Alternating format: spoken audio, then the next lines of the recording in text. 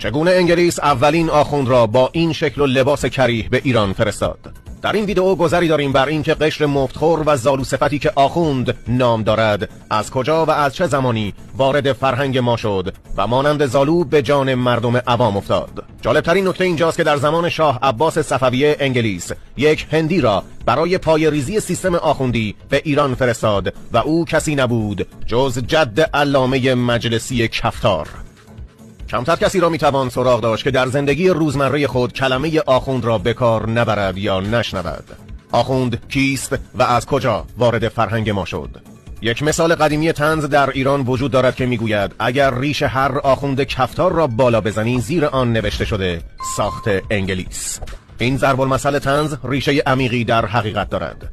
طبق مدارک اولین بار در زمان صفویه سر و کله انگلیسی ها در ایران پیدا شد. نام برادران شرلی برای همه آشناست. برادران شرلی در هنگام عزیمت به ایران مترجم در اختیار داشتند که این نشان دهنده آن است که دولت انگلیس از سالها قبل کشور ایران و مردم ایران و روحیات آنها را می شناخته و با قصد و نیت قبلی پا به کشور ایران گذاشته است. در هنگام عزیمت برادران شرلی به ایران یکی از همراهان آنها به اشتباه توسط دولت شاه عباس جانش گرفته می شود.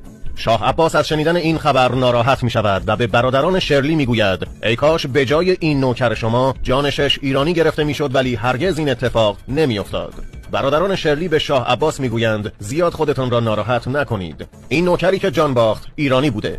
شاه عباس از شنیدن این خبر خوشحال می شود و می گوید خب حالا عوض آن نوکر شما هر کدام از نوکرهای مرا خواستید بردارید. چند سال قبل از اعزام برادران شرلی به ایران دولت انگلیس یک هندی را در پوشش یک درویش روانه ایران می کند که نام وی مقصود علی بوده است. حدس زده می شود برادران شرلی بر اساس اطلاعات مقصود علی از جامعه ایران به کشور ایران اعزام شده باشند. درویش مقصود علی به زبان فارسی چنان تسلط داشته که حتی شعر فارسی نیز می سروده است.